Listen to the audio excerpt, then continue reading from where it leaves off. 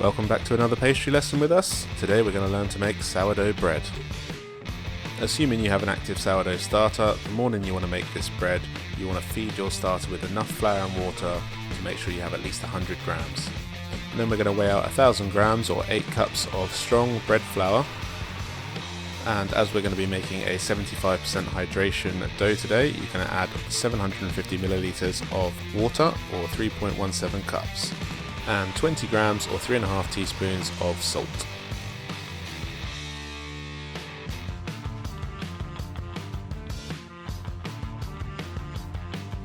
Now mix that together well until all the water is incorporated and you have a very sticky dough. Unlike most breads, you don't need to knead this, and the dough doesn't need to be smooth at all at this point.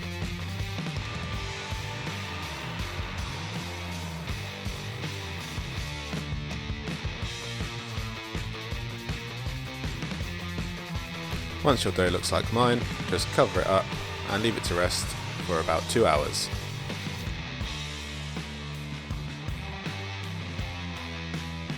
After 2 hours is up, just check that your starter has at least tripled in volume from its original size. If it has, then it's ready to use, and you can go ahead and weigh out 100 grams, or about a third of a cup.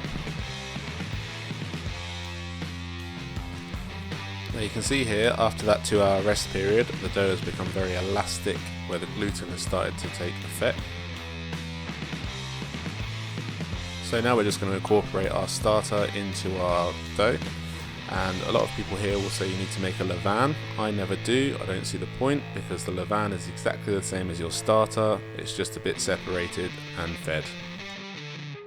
So once that's all incorporated well, just leave to sit for another 30 minutes covered. And now we're going to start our first what's called stretch and fold, and this is just where you wet your hands and you lift up the dough as far as it will go without tearing and fold it over on itself. Turn the bowl and do exactly the same about 4 or 5 times each time you do this. This is essentially just a different type of kneading process that you'd be used to.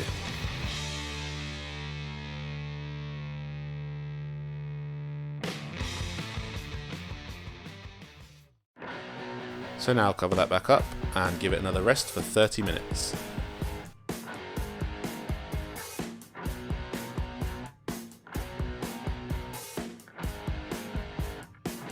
So now it's time for the next set of stretch and folds. You'll notice the dough has loosened up again where the gluten has relaxed, so just do another 4 or 5 stretch and folds, and again cover it up and let it rest for another 30 minutes. And you're just going to repeat this process every half an hour for 3 hours. As always, you can find all the equipment I use and the recipes in cups and grams in the description below.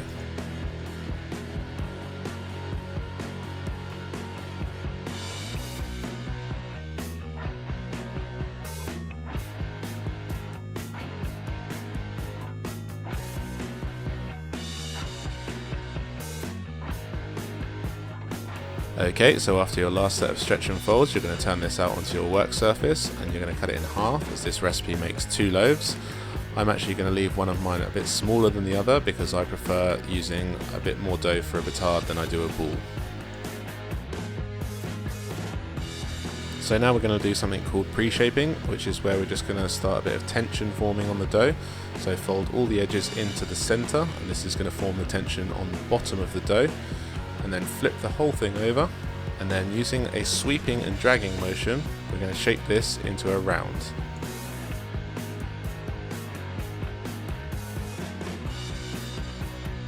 Now don't overdo the shaping here, it is just a pre-shape. If you create too much tension at this point, you might find in the final shaping your dough tears.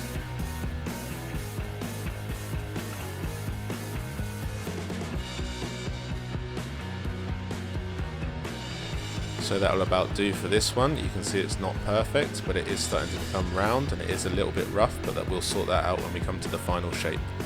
And again, on this one, we're going to do exactly the same as the other one. Start by folding all the edges to the center, flip over and start creating that tension with the sweeping and dragging motion.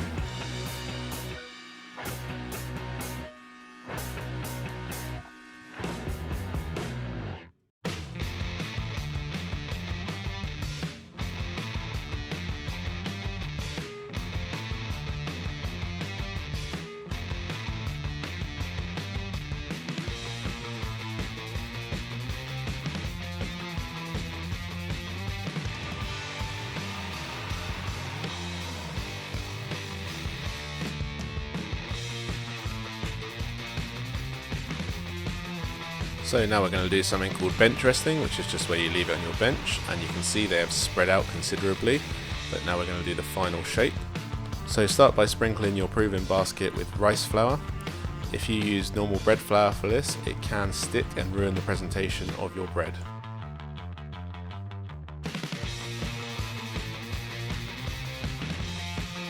So I'm going to use the smaller amount of dough for this one, and it's exactly the same motion as you were doing for your pre-shape.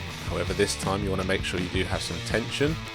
So go round as many times as you need until you can see it's nice and smooth and a ball shape. And once you're happy with that, scoop it up, turn it upside down and place it gently into your basket. And then just to keep the tension, I like to pinch the top together.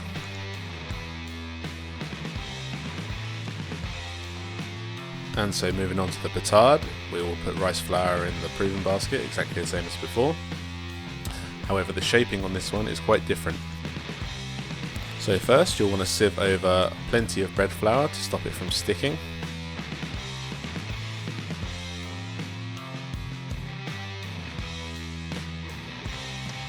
Now using your bench scraper, loosen off all of the bottom of that dough.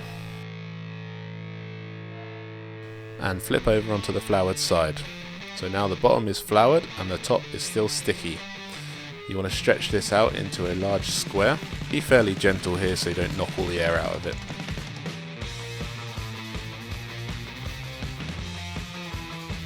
Fold the right hand side over by 2/3 and then the left hand side over by 2/3. And now pull the top of the dough out and fold over by about 1/4, and the same with the bottom. And now we're going to start rolling this up, so pull the top down, press down gently, repeat the process until you get to the end.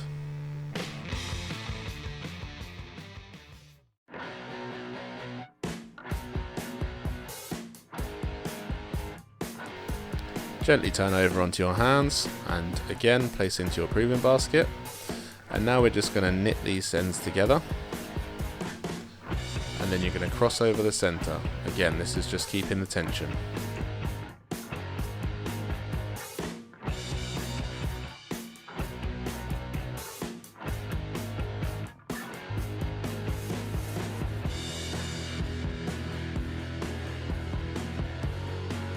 And place these in some airtight bags. I just use these normal shopping bags, into your fridge for about 12 hours.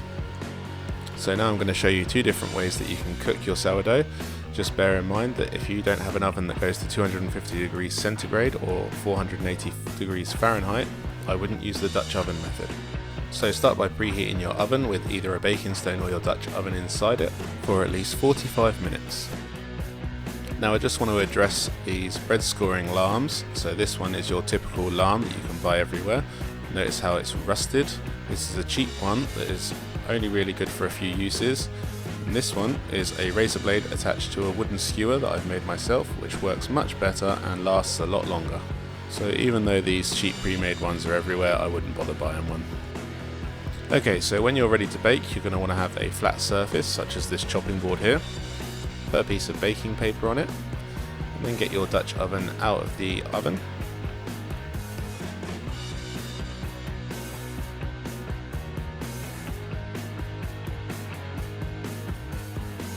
Turn out your sourdough onto your baking paper.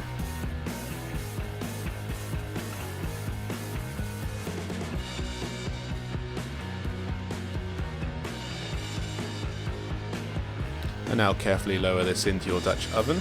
Remember, it is going to be very hot.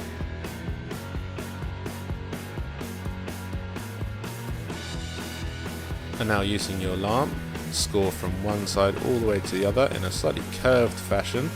And keep your lamb about 45 degrees to the sourdough. Don't cut straight down.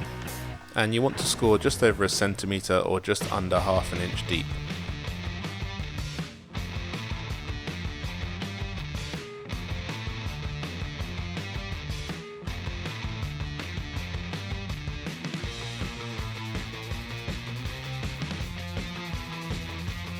And now spray a little bit of water directly onto the sourdough. Put the lid back on and straight into the oven for 25 minutes. After 25 minutes, take the lid off, Turn the oven down to 210 degrees centigrade or 410 degrees Fahrenheit and place back in for another 20 minutes. Once cooked, leave on a wire rack to cool. Now moving on to the batard, we're going to use the baking stone method. So I've got a tray of hot water in the bottom of my oven here, and then the baking stone directly above it, and the oven is set to 230 degrees centigrade or 460 degrees Fahrenheit.